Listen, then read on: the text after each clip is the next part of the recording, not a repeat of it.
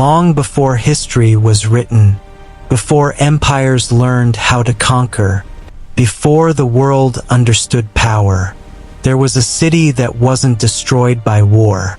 It wasn't defeated by an army. It wasn't conquered by an empire. It was erased, not slowly, not over generations, but in a single night. A city so advanced, so powerful, that even the ancient world feared its memory. A civilization that, according to the oldest surviving records, ruled beyond its borders and challenged the balance of the world itself. And then, it vanished. No ruins proudly standing. No empire claiming its fall. No survivors to tell the full story. Only whispers. Only warnings. Only one man who dared to write it down. His name was Plato, and what he recorded was not a myth meant to entertain, but a message meant to survive. Because Plato did not say Atlantis might have existed. He said it did, and what destroyed it was not an enemy. It was arrogance. Tonight, we are not asking if Atlantis was real. We are asking something far more dangerous. What if it was erased on purpose? Stay with us until the end, because the final truth may change how you see history forever. This is how the story begins. Plato tells us the story was already ancient in his time, passed down through priests, through memory, through generations who understood one thing clearly. This was not a story to forget. Atlantis was not a small island. It was a vast power, rich, organized, disciplined. Its capital was built in perfect symmetry. Concentric rings of land and water, engineered with precision that should not have existed in the ancient world. This was not primitive society. This was planning. This was design. This was control.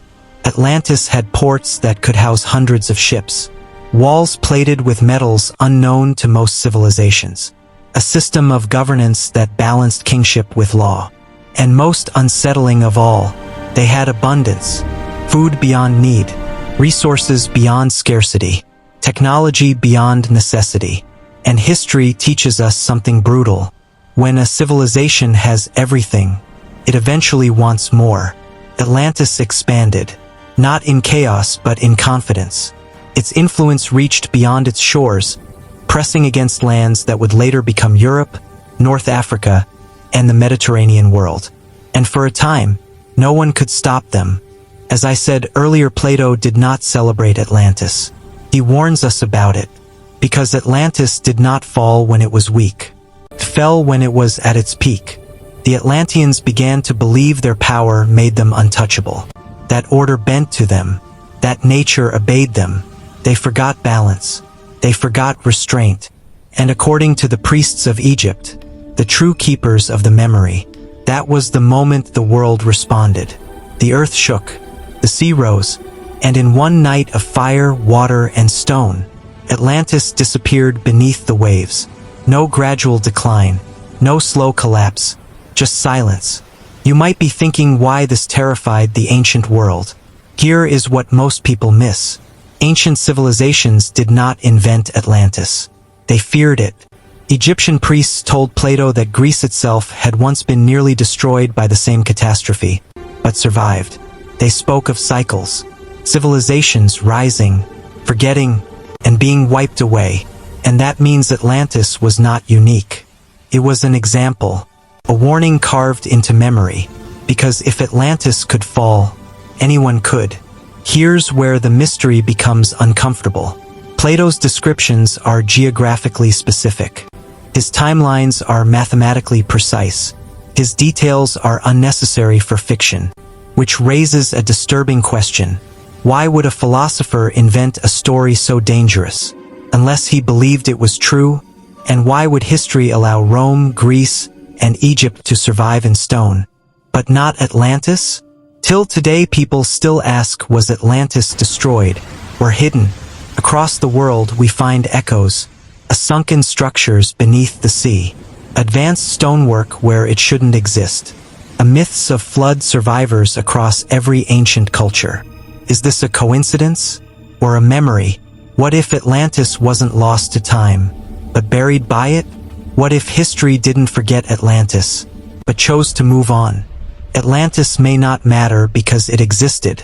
It matters because it warns us. Every civilization believes it is the final one. Every empire believes it is permanent, until it isn't. Atlantis reminds us that power without balance, progress without restraint, and confidence without humility always ends the same way: underwater, silent, gone. The story of Atlantis does not end with the waves closing over Atlantis, because something survived. Not buildings, not towers or not cities, but memory survived. And memory is far more dangerous. When the waters settled and the world grew quiet again, survivors carried fragments of knowledge with them. Not maps, not blueprints, only symbols, stories, warnings disguised as myths. Across the ancient world, civilizations that had never met told the same story in different languages. A great flood, a powerful civilization, divine punishment, a sudden end. From Mesopotamia to India, from the Americas to Egypt, from oral tradition to stone inscription. The details changed. The message did not. Something advanced had existed before them, and it had been wiped away. Egypt's priests told Plato something chilling, something most people overlook. They said Greece was young, that civilizations had risen and fallen many times before recorded history, that humanity had been reset again and again. Atlantis, they said, was not the first. It was simply the most arrogant. And Egypt remembered because Egypt survived. While other civilizations were erased, Egypt rebuilt, clinging to balance, not to celebrate power, but to contain it. The Egyptians believed the universe itself demanded balance. They called it Ma'at, order against chaos. To violate it was not just immoral. It was suicidal. This belief did not come from imagination, came from memory. They had seen what happened when a civilization believed it could outgrow nature, when technology outpaced wisdom, when abundance erased humility. Atlantis became the example no one dared repeat out loud. And yet, pieces of it kept resurfacing. In architecture that appeared suddenly, then vanished. In mathematical knowledge that arrived fully formed. In engineering feats that seemed impossible for their time. The Great Pyramid did not evolve. It appeared. Perfect angles, astronomical precision, alignment so exact it still confounds modern instruments. The Egyptians never claimed they invented this knowledge. They claimed they inherited it from the gods. But gods, in ancient language, did not always mean divine beings. It meant those who came before. Those who knew more, those who survived something terrible. Across the world, similar stories emerge. In South America, stone blocks weighing hundreds of tons fitted together with no mortar, so precisely a blade cannot slip between them. In the Pacific, massive platforms built by people with no recorded tools capable of such work. In India, ancient texts describing flying machines, powerful weapons, and cities destroyed in moments. And everywhere, the same theme appears: a golden age, a moral decline, a sudden destruction, followed by silence. This is where modern history becomes uncomfortable. Because if Atlantis was real, and if it fell suddenly, then the timeline of human development is wrong. Civilization did not slowly climb upward. It rose, collapsed, and rose again, which means progress is not guaranteed. It is temporary. After Atlantis vanished, humanity did not start over from zero. It started from fear. Fear of repeating the same mistake. That fear shaped laws. It shaped religion. It shaped kingship. Power became centralized not only for control but for restraint. One ruler, one authority, one order. Chaos was the enemy, because chaos was what drowned the world last time. But here is the part history rarely discusses. Fear fades, generations pass, warnings become stories, stories become myths, and myths become entertainment. The memory of Atlantis weakened, until ambition returned. Empires rose again, bold, confident, hungry. They expanded borders. They consumed resources. They challenged nature. and the cycle resumed. The Roman Empire believed it would last forever. So did the Maya. So did the Khmer. So did countless others.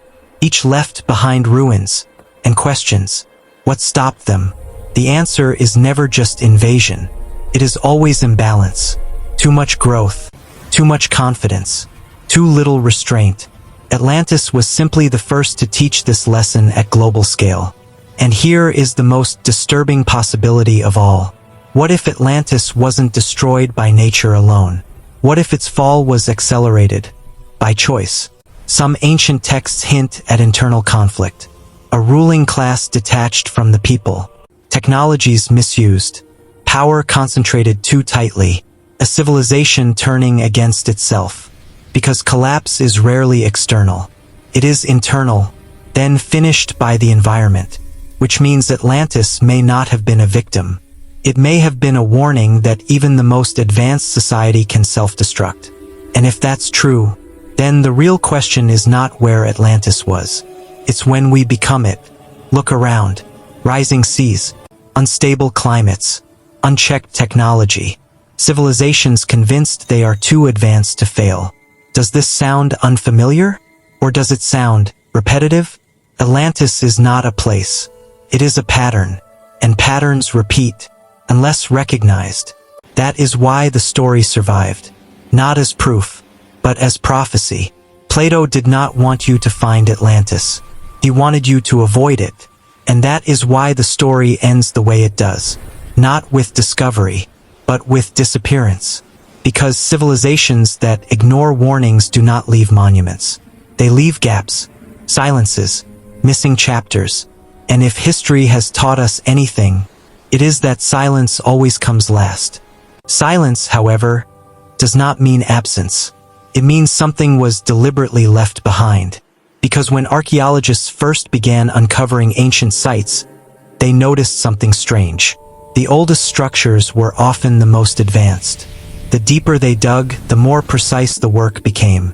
Not crude beginnings followed by improvement, but mastery followed by decline. Stone that should have required machines. Alignments that required global knowledge. Engineering that assumed a deep understanding of the earth itself. And then simpler tools appeared later. History as written moves forward, but history as built seems to move backward. This contradiction haunted early scholars. Many dismissed it, others quietly documented it and moved on. A few, however, followed the trail. They found that after every major collapse, humanity rebuilt with fragments, echoes of something older. Sacred geometry, astronomical calendars, flood myths coded into ritual and stone. These were not inventions. They were inheritances. Atlantis did not vanish without consequence. It fractured. Its survivors scattered. Some carried knowledge. Others carried fear. And those fragments seeded new civilizations. Egypt preserved balance. Mesopotamia preserved law. India preserved cosmic cycles. Mesoamerica preserved time itself. Each culture held one piece. None held the whole, because the whole was too dangerous. The ancient traditions speak of knowledge that should not be reunited. Power that must remain divided.